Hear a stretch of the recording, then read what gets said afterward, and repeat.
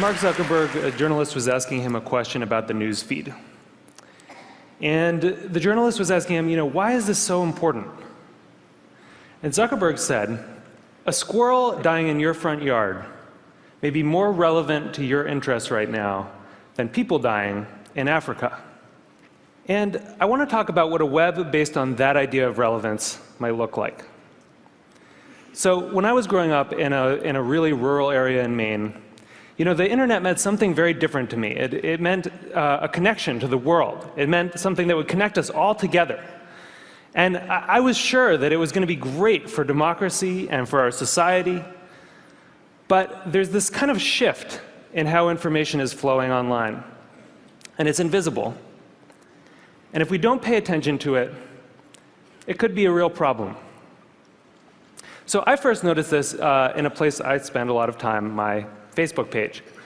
I'm progressive politically, big surprise, but I've always gone out of my way to meet conservatives. I like hearing what they're thinking about. I like seeing what they link to. I like learning a thing or two. And so I was kind of surprised when I noticed one day that the conservatives had disappeared from my Facebook feed. And what it turned out was going on was that Facebook was looking at which links I clicked on. And it was noticing that actually I was clicking more on my liberal friends' links than on my conservative friends' links. And without consulting me about it, it had edited them out. They disappeared. So Facebook isn't the only place that's doing this kind of invisible algorithmic editing of the web. Google's doing it too. If I search for something and you search for something, even right now at the very same time, we may get very different search results. Even if you're logged out, one engineer told me, there are 57 signals that Google looks at. Everything from what kind of computer you're on, to what kind of browser you're using, to where you're located, that it uses to personally tailor your query results. Think about it for a second. There is no standard Google anymore. And the funny thing about this is that it's hard to see. You can't see how different your search results are from anyone else's. But a couple of weeks ago, I asked a bunch of friends to Google Egypt and to send me screenshots of what they got. So here's my friend Scott's screenshot. And here's my friend Daniel's screenshot. When you put them side by side, you don't even have to read the links to see how different these two pages are. But when you do read the links, it's really quite remarkable. Daniel didn't get anything about the protests in Egypt at all in his first page of Google results. Scott's results were full of them. And this was the big story of the day at that time. That's how different these results are becoming. So it's not just Google and Facebook either. This is something that's sweeping the web. There are a whole host of companies that are doing this kind of personalization. Yahoo News, the biggest news site on the internet, is now personalized. Different people get different things. Huffington Post, Washington Post, New York Times, all flirting with personalization in various ways. And where this moves us very quickly toward a world in which the internet is showing us what it thinks we want to see, but not necessarily what we need to see. As Eric Schmidt said, it'll be very hard for people to watch or consume something that has not, in some sense, been tailored for them. So I do think this is a problem. And I think if you take all of these filters together, if you take all of these algorithms, you get what I call a filter bubble. And your filter bubble is kind of your own personal, unique universe of information that you live in online. And what's in your filter bubble depends on who you are, and it depends on what you do. But the thing is that you don't decide what gets in. And more importantly, you don't actually see what gets edited out. So one of the problems with the filter bubble was discovered by some researchers at Netflix.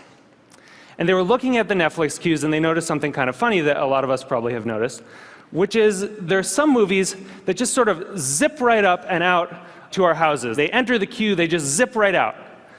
So Iron Man zips right out, right? And Waiting for Superman can wait for a really long time. What they discovered was that in our Netflix queues, there's kind of this epic struggle going on between our future aspirational selves and our more impulsive present selves. You know, we all want to be someone who has watched Rashomon.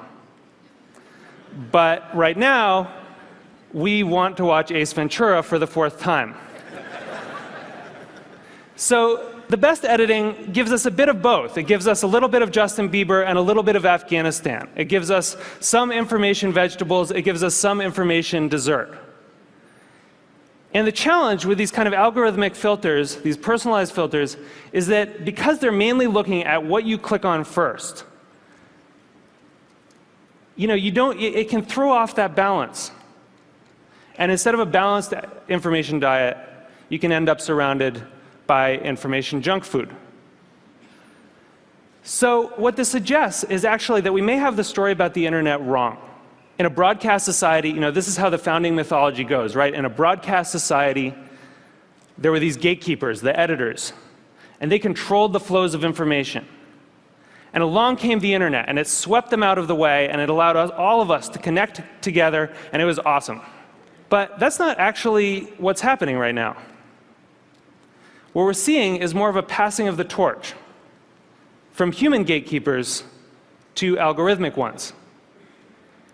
And the thing is that the algorithms don't yet have the kind of embedded ethics that the editors did. So if algorithms are going to curate the world for us, if they're going to decide what we get to see and what we don't get to see, then we need to make sure that they're not just keyed to relevance. We need to make sure that they also show us things that are uncomfortable or challenging or important. This is what TED does, right? Other points of view. And the thing is, we've actually kind of been here before as a society. In 1915, it's not like newspapers were sweating a lot about their civic responsibilities. Then people kind of noticed that they were doing something really important. That in fact, you couldn't have a functioning democracy if citizens didn't get a good flow of information. That the newspapers were critical because they were acting as the filter, and that journalistic ethics developed. It wasn't perfect, but it got us through the last century. And so now, we're kind of back in 1915 on the web. And we need the new gatekeepers to encode that kind of responsibility into the code that they're writing. You know, I know there are a lot of people here from Facebook and from Google, Larry and Sergey, who, you know, people who have helped build the web as it is, and I'm grateful for that. But we really need you to make sure that these algorithms have encoded in them a sense of the public life, a sense of civic responsibility. We need you to make sure that they're transparent enough that we can see what the rules are that determine what gets through our filters. And we need you to give us some control so that we can decide what gets through and what doesn't. Because I think we really need the internet to be that thing that we all dreamed of it being. We need it to connect us all together. We need it to introduce us to new ideas and new people and different perspectives. And it's not going to do that if it leaves us all isolated in a web of one. Thank you. Thank you.